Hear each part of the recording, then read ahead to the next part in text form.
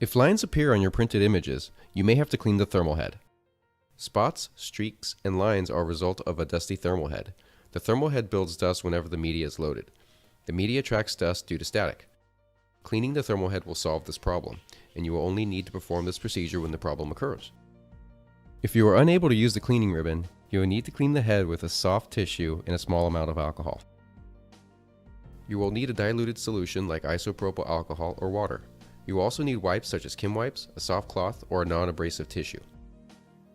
Alternatively, you can simply use alcohol pads to clean the thermal head. Keep in mind that the thermal head may be hot after printing. Wait until the head cools.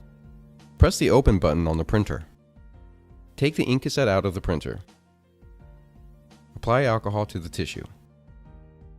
Locate the thermal head by the ink compartment. We have removed the covers to reveal full view of the thermal head. You will not need to take apart the printer. Clean along the green thin line across the thermal head.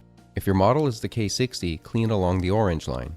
When you clean the thermal head, make sure not to apply excessive force to the peeling roller at the bottom of the thermal head. Excessive force may cause the roller to deform, resulting in deterioration in print quality.